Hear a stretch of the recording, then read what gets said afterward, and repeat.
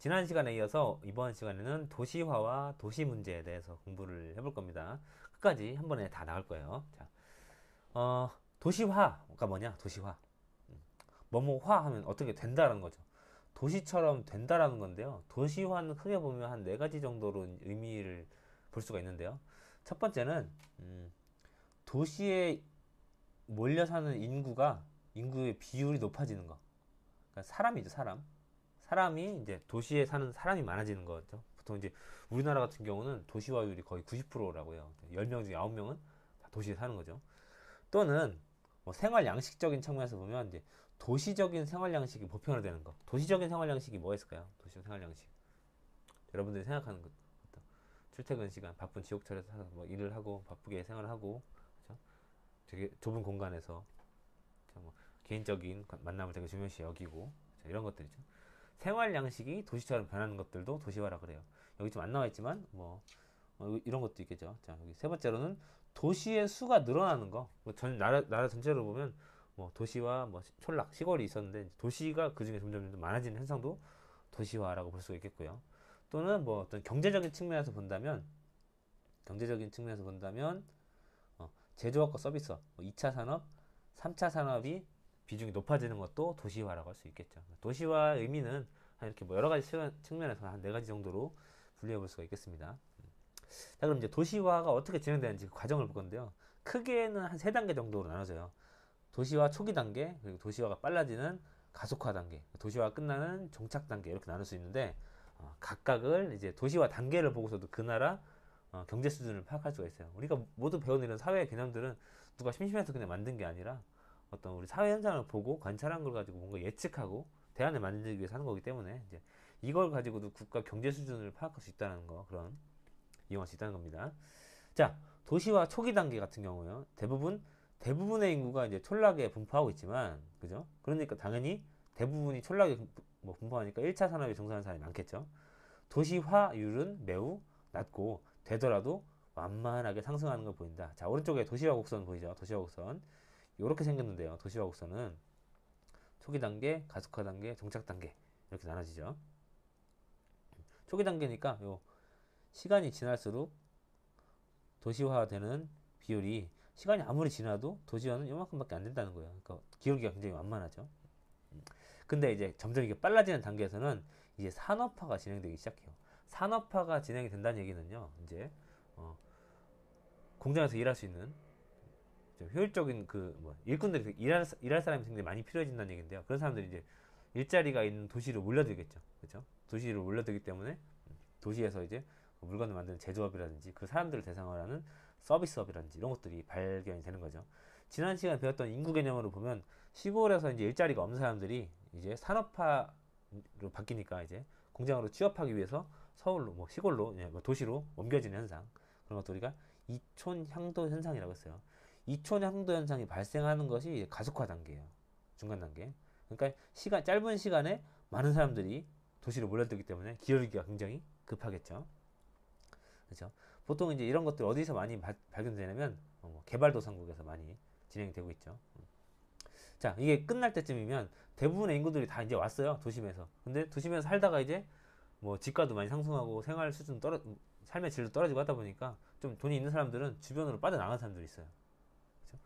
주변 지역으로 이동하는 교외화 현상. 우리가 여기서 교회가 아닙니다. 교외입니다. 왜? 교외화 현상이 나타난다. 그죠? 이거 뭐 우리가 다른 말로 이렇게 얘기하기도 해요. 도시 밖으로 나간다. 역도시화 현상. 비슷한 개념입니다. 역도시화 현상 또는 교외화 현상이 나타나는 게 말기 단계입니다. 종착 단계.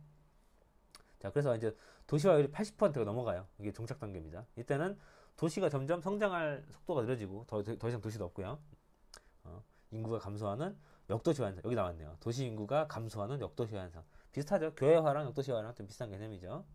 자, 이런 게 발견되는 것들이 도시화입니다. 우리나라 같은 경우를 보면 밑에 나와 있죠. 1960년대 본격적으로 산업화되면서 막 서울로 사람들이 몰리면서 서울에 있는 사람들이 점점 뭐 경기도로 주변으로 이렇게 점점 빠져나가면서 거대한 도시가 만들어지고요. 지금도 계속 몰려들고 있긴 하지만 지금도 몰려들지만 뭐 일부들은 이제 도심에서 이제 주변으로 이제 빠져나오려고 하는 사람들이 많죠. 뭐 요즘에 그런 거 많잖아요. 뭐 귀촌, 뭐 귀농 이런 것들 있죠. 그런 현상이 나타나기도 하고 있죠. 자, 그러면 이제 도시화가 이제 어떻게 진행이 되냐? 우리가 이제 이런 세 단계가 있다는 거 알겠어요. 근데 그 특징이 약간 다른데 선진국과 개발도상국은 도시화되는 과정이 굉장히 달랐어요. 그렇기 때문에 약간 문제가 좀 달라요.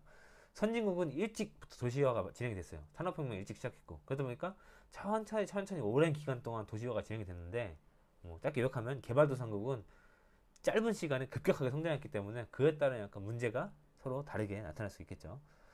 선진국 같은 경우는 산업혁명부터 약 200년 동안 천천히 점진적으로 진행이 됐기 때문에 촌락에서 도시로 인구가 이동하면서 이루어졌는데 이제 개발도상국은 20세기 근대 와서 이제 3, 40년도에 단기간에 급속하게 진행되다 보니까 촌락에 있는 사람들이 많은 인구가 도시로 유입되었을 뿐만 아니라 또 청장년층이 이제 일자리를 찾아서 도심으로 막 증가 모이는 그런 현상도 함께 이루어지기도 했었죠.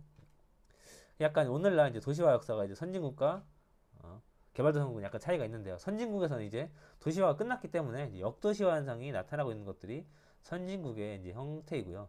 개발도상국은 여전히 도시화가 계속 진행이 되고 있고요.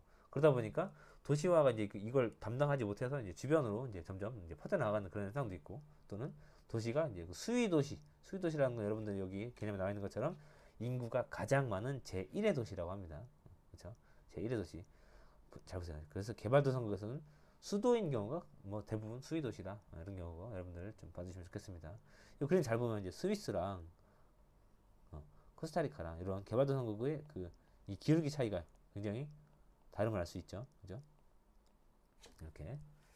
자, 그러면 이렇게 각 서로 다른 도시화 과정을 거쳤기 때문에 어떤 문제가 발생하는 것도 약간 달라요. 선진국에서는 대부분 이제 도시에서 인구가 감소하고 있고 뭐 도시뿐만 아니라 인구가 감소하고 있고 오래됐기 때문에 시설이 되게 노후화됐어요. 그 도시가 굉장히 좀 활력이 줄어들어 있죠. 그죠? 좀 가도 좀 한산하고 좋아요. 그죠? 그렇기 때문에 이제 좀 불량 주거 지역 됐다 보니까 이제 우리가 그 영화 같은 데 보면 막 약간 할렘이라고 하죠. 약간 범죄자들이 또 많고 도시가 굉장히 좀 막 이상한 그림 같은 것도 많이 그려져 있고 창문도 깨져 있고 이런 것도 있죠. 좀 밤에 돌아다니기 위험한 곳. 이런 불량 주거 지역이 형성되기도 하는데요. 이게 도시 성장 초기에 건설된 건물들이 이제 시간이 지나서 발생한 거죠. 그런 곳이 있다 보니까 이제 뭐 마약이라든지 범죄 문제라든지 노숙자 문제 이런 것들이 나타나는 게 이제 선진국형 도시 문제라면 이제 개발도상국에서는 단기간에 막 사람들이 몰려 있다 보니까 사람은 많은데 도시가 아직 다 갖춰지지 않았어요. 기반 시설이라고 하면 뭐 기본적으로 갖춰야 되는 뭐 수도라든지 전기라든지 이런 것도 있죠. 기반 시설이 갖춰지지 않은 상태에서 사람들은 막 오니까 이제 어떻게든 살긴 살아야 되겠고 집은 지어야겠고 그러다 보니까 주택 부족하고 상하수도 시설 이런 게 부족하니까 막 그냥 환경 오염 발생하고 무허가 주택 짓고 빈민촌 형성되고 이런 것들이 약간 개발도상국에서 나타나는 도시의 문제가 되겠죠. 뭐 환경 문제도 당연히 나타나고 사람은 몰려드는데 뭐 일자리는 부족하니까 실업 문제, 뭐 사람의 생계형, 뭐 범죄 문제 이런 것들도 나타나는 것들이 개발도상국의 도시 문제가 되겠습니다. 자, 그럼 이제 이런 문제들을 우리가 이제 해결을 해야 되겠죠. 이제 해결하고 나아가야 될 방향을 찾아야 되는데 이제 그게 바로 다음에 있는 살기 좋은 도시라는 거예요. 이거는 이제 우리 이상적인 도시의 모습이죠. 이 방향으로 나아가야 되는 거예요. 우리가 이 문제들을 딛고. 자, 그러려면 그 이상형을 한번 봐야겠죠. 자, 도시는 생산, 소비, 여가 등 다양한 활동이 이루어지는 곳으로 편의시설이 풍부해서 많은 사람들이 모여 사는 겁니다. 자, 그런데 이런 도시에서 여러 가지 문제가 나타나기 때문에 삶의 질이 떨어진다. 우리 앞에서 봤던 거죠. 그렇기 때문에 이제 삶의 질이라는 걸 이제 우리가 고려해 봐야 돼요. 살 때는. 그죠? 근데 삶의 질이라는 거는 뭐 객관적인 조건뿐만 아니라 개인의 만족, 그죠? 또는 그 어떤 사회적인 조건, 이런 것들 따라 결정되는 주관적인 개념이다. 삶의 질이라는 건요. 뭐 시골에 살아도 굉장히 행복한 사람들도 있고 하니까 자기가 행복한 곳에 살아야 된다는 게 좀 교훈인 것 같아요. 자, 그래서 이제 최근 도시민들의 생활 수준이 이제 그 점점 우리 여기서 정말 팍팍하게 살고 싶지 않다. 우리 삶의 질에 대한 기대가 굉장히 높아졌기 때문에 세계 도시에서는 도시의 그 성장뿐만 아니라 동시에 삶의 질까지 개선하기 위해서 많은 노력들을 하고 있죠. 그리고 삶의 질이 떨어지는 것 중에 하나가 이제 주택 부족 문제잖아요. 그렇죠? 주택 부족 문제를 해결하기 위해서 공공주택 같은 걸 정책적으로 짓거나 낡은 지역은 재개발하기도 하고요. 그죠? 교통 문제 해결하기 위해서는 뭐 도심에 진입하는 차량, 그러니까 막 시골에 있는 차량들이 도시에 이제 막 서로 몰려오다 보면 도시 교통이 굉장히 혼잡해지잖아요. 도시의 도로는 오래됐고 좁고 낡았는데 차는 많이 들어오고 그러다 보니까 이제 혼잡해지기 때문에 이제 혼잡 통행료 같은 걸 부과하면 상대적으로 좀 경제적으로 판단하고 이제 차를 안 끌고 오겠죠, 그죠? 혼잡 통행료 같은 거를 부과하기도 하고요. 또는 대중교통 같은 걸 막 타라고 장려하기도 하겠죠. 그 밖에 이제 오염된 하천을 생태 하천으로 만들어서 도시민들을 쉼터로 만들기도 한다. 예전에 그랬어요. 우리 뭐 청계천 같은 경우도 보면 거기 막 얼마 지금 여러분들은 아마 청계천이 뜯어 복구돼가지고 이제 깨끗한 강이 흐르는 모습을 볼 수 있었을 텐데 예전에는 그 위를 다 이제 덮었단 말이에요. 거기서 뭐, 뭐 공장이 있고 뭐 상업적인 그런 목적으로 이용하다 보니까 청계천이 굉장히 죽었어요. 서울을 이제 막 가로질러가는 그런 생태 하천이. 그래서 이걸 뜯어내고 이제 삶의 질을 위해서 거기를 정화하려고 노력을 하고 지금은 많은 사람들의 그런 쉼터가 되기도 하죠. 사람들 그 산책을 하면서 굉장히 좀 만족감을 느끼기도 하겠죠, 그죠? 자, 도시 문제 해결하려면 그렇게 지방자치뿐만 아니라 이제 지역 주민이나 정부 그리고 우리들의 참여와 실천이 복합적으로 필요하겠죠. 그래서 우리나라에서 이제 삶의 질을 이제 대표적인 뭐 도시는 이제 전라도 순천에 있는 도시야. 뭐 대표적인 이제 슬로시티로 순천하면 그 갈대밭 있죠, 여러분들 그 아마 애국가나 이런 데 보면 막 갈대가 막 이렇게 넘치는 그 엄청 넓은 그런 평지가 있을 거예요. 순천만 생태 습지 같은 것도 있고요. 그래 여기 그림 나오네요. 순천만 정원이라든지 갈대밭 이런 것들이 있는 것들이 이제 대표적인 생태 도시 순천이죠. 자, 그리고 이제 다음 장으로 넘어가다 보면 그러면 뭐 그래 대표적인 이런 이 도시가 이런 삶의 질이 왜 필요한지 알겠고 어떤 것들이 이제 만족돼야 되는지를 이제 알아볼 차례예요. 그럼 살기 좋은 도시, 삶의 질이 높은 도시의 조건은 뭐냐? 이런 것들 우리가 이제 갖춰야 된다는 얘기죠. 대표적으로 살기 좋은 도시들은 절대적인 기준은 없다. 아까 주관적인 만족이 삶의 질의 척도라고 했잖아요. 주관적인 만족. 근데 뭐 대체적으로 살기 좋은 도시들을 쭉 본다면 공통점 이런 거라고 있대요. 일단 먹고 살아야 되잖아요. 그죠? 경제 활동이 다양해야 돼요. 뭐 하나로 먹고 사는 게 아니라 여러 사람들이 다양하게 활발하게 있어야 되고요. 인구가 너무 적어도 안 돼요. 적정한 규모가 인구가 있어야 되고 그렇다고 이제 뭐 발전만 추구하는 게 아니라 자연환경도 쾌적해야 되고 자연과 어울리는 뭐 도로, 각종 기반시설 등 사람들이 생활하기에 편리한 시설들도 갖춰 있어야 되는 거고. 여러분 이거 너무 쉽죠? 그죠? 이거 외우는 거예요? 아니죠. 그렇죠. 또한 요거 뭐 환경만적인 요인뿐만 아니라 사회적인 요인도 중요하죠. 범죄율도 낮아야 되고 정치적으로도 안정되어 있었어요. 맨날 뭐 전쟁 일어나고 뭐 테러 일어나고 이러면 안 되겠죠, 그죠? 정치적으로도 안정되어 있는 곳. 그 밖에도 여러분들이 생각하는 이런 것들, 교육, 의료, 보건, 문화, 주거, 서비스 이런 것들도 잘 갖춰진 것들이 살기 좋은 도시의 조건들이 되겠죠. 대표적인 데가 이런 거예요. 이제 오스트리아의 빈, 스위스의 취리, 캐나다의 밴쿠버 이런 것들이 대표적인 것이고 우리나라는 전남 순천, 뭐 경기도 과천 이런 것들이 대표적인 도시, 삶의 질이 높은 도시라고 하는 거죠. 이런 거 외워야 될까요? 외우지 않아야 될까요? 안 외워도 됩니다. 그냥 보고 이런 곳 한번 나중에 한번 가보는 게 좋겠죠, 그죠? 삶의 질이 좋은 도시라는데 한번 가야겠다. 자, 이렇게 뭐 확인 문제 하나 풀어볼까요? 자, 기초탄탄. 자, 살기 좋은 도시의 절대적인 기준은 없다. 자, OX. 자, 그렇죠. 아까 주관적인 만족감을 추구하는 곳이라고 했고요. 자, 살기 좋은 도시는 인구 밀도가 높고 무분별한 개발로 삶의 질이 저하되기도 한다. 자, O일까 X일까? 자, O 한번 눌러볼까? 자, X겠죠, 그죠? 적정한 규모 그리고 자연환경이 쾌적한 곳이 살기 좋은 곳이고요. 각종 기반 시설, 뭐 전기, 수도, 뭐 이런 것들이죠.